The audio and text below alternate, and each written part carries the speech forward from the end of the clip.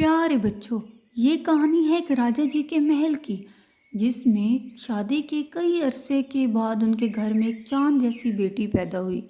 सभी खानदान वालों को बहुत खुशी हुई, क्योंकि ये उनके घर में पहला बच्चा था। राजा भैया, राजा भैया, आपको मुबारक हो, आपके घर में एक चांद जैसी बेटी पैदा हुई है, जो दिखने में बहुत खूबसूरत है और उसके सुनहरे बाल हैं, बिल्कुल चांद जैसी लगती है। अच्छा, मैं सारे महल में खुशियां मनाऊंगा और अभी तमाम गरीबों में खाना तकसीम करवाता हूँ। ये तो खुदा का बड़ा करम हुआ। जाओ पता करो, राजा जी को किसी ने तला दी कि नहीं।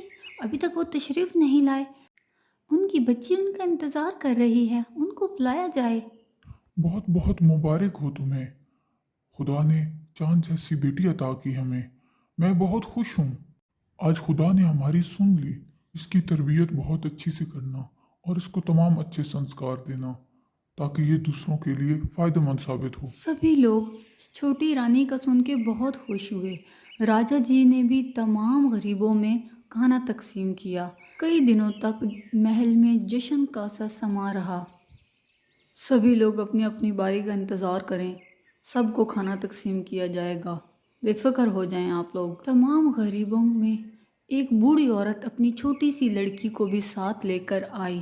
रानी जी, अगर आप बुरा ना मनाएं तो मेरी छोटी लड़की आपकी प्यारी शहज़ादी को देखना चाहती है। ये मुझे बहुत परेशान कर रही है और ज़िद कर रही है देखने की।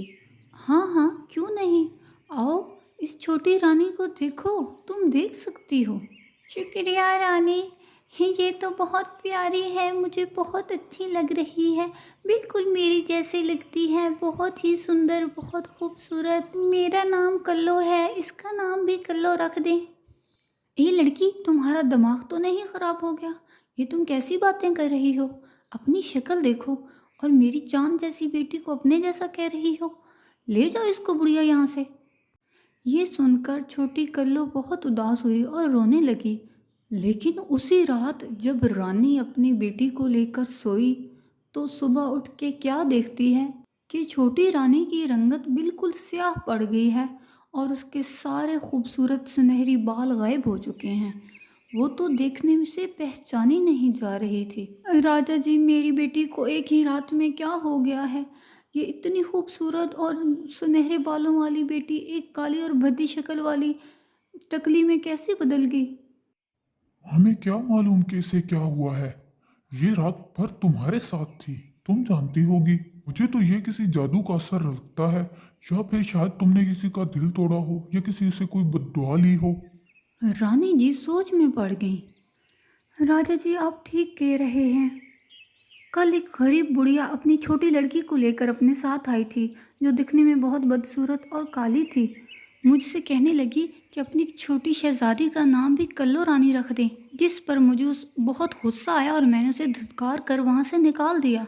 और गरीब बुढ़िया उस रोती हुई बच्ची को लेकर अपने साथ वापस चली गई। राजा बहुत दयालु था, वो फौरन समझ गया और उस गरीब बुढ़िया को और उसकी छोटी लड़की को ढूंढने निकल पड़ा। पूरा जंगल छानने के बावजूद भी उसे वो बुढ़िया और उसकी लड़की कहीं दिखाई ना दी। अम्मा जी, क्या आपने गरीब बुढ़िया और उसकी छोटी सी काले रंग की लड़की को देखा है? मैं कई दिनों से उनकी तलाश में हूँ। हाँ, मैं उनको जानती हूँ। वो बुढ़िया बहुत गरीब और लाचार थी। उसकी छोटी लड़की की रंगत बीमारी के कारण जल गई थी और वो काली हो गई। कुछ दिन पहले वो शदीद बीमारी में मर गई और उसकी गरीब बूढ़ी माँ भी उसके गम में चल बसी। ये आप क्या कह रही हैं? अब मैं क्या करूँगा? मेरी रानी ने उस छोटी स्याह लड़की का दिल दुखाया था। मैं उससे माफ़ी मांगने आया हूँ, लेकिन अब मैं क्या करूँ? आप भी मुझे कोई रास्ता बताएं। घबराओ मत, तुमने जो पहाड़ दिखाई दे रहा है इसके पीछे एक सुनहरी पड़ी रहती है। तुम उसके पास जाओ, वही शायद तुम्हारी कोई मदद कर सके। आकर सुनहरी परी को जोर जोर से पुकारना, कहना कि मुझे तुम्हारी मदद की ज़रूरत है, मेरे सामने आओ, मैं बहुत दूर से आया हूँ तुम्हारी मदद मांगने।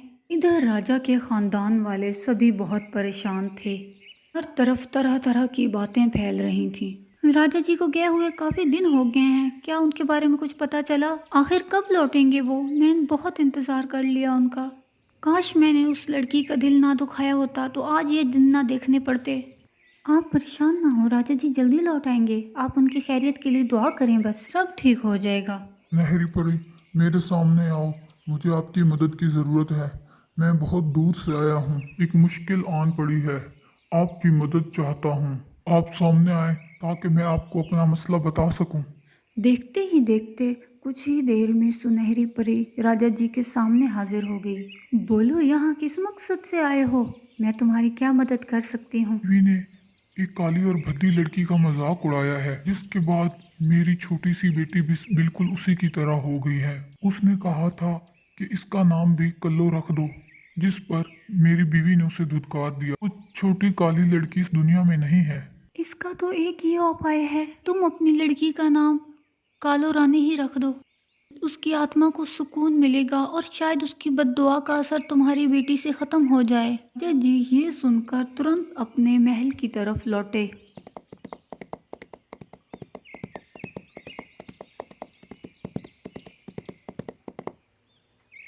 राजा जी, क्या बना? क्या वो लड़की और उसकी बूढ़ी माँ आपको मिली? आप उनको साथ नहीं लाए? क्या आपने उनको ढूंढ लिया? उनसे माफ़ी मांगने के लिए तैयार हूँ, मैंने बहुत बुरा सलूक किया। वो गरीब बुढ़िया और उसकी लड़की इस दुनिया में नहीं है, लेकिन सुनहरी परी ने मुझे ये बताया है, अगर हम अपनी बेटी का नाम कल्लो रानी रख दें तो शायद उसकी बद्दुआ का असर टूट जाए। अब इसके अलावा इसका कोई हल नहीं। ये आप क्या कह रहे हैं? सब लोग इसका मजाक उड़ाएंगे। ये सब क्या हो गया है? लेकिन हमें ऐसा करना ही होगा, वरना शायद इससे बुरा भी हो जाए कुछ। मुझे मंजूर है, इसका नाम कल्लो रानी ही रख देते हैं। इस तरह हमारे गुनाह माफ हो सके और उस बच्ची की आत्मा को सुकून मिल सके। राजा जी और रानी जी ने अगली ही सुबह क्या देखा कि उनकी प्यारी बिटिया फिर से खूबसूरत हो गई है और उसके सुनहरे बाल लौट आए हैं। लेकिन उसका नाम फिर भी कल्लो रानी ही पुकारा जाता। काश मैं उस छोटी गरीब लड़की का दिल ना दुखाती, तो शायद ये सज़ा हमें ना भुगतनी पड़ती। प्यारे बच्चों, आपने देखा, किसी भी गरीब या बदसूरत इंसान का मजाक नहीं उड़ाना चाहिए।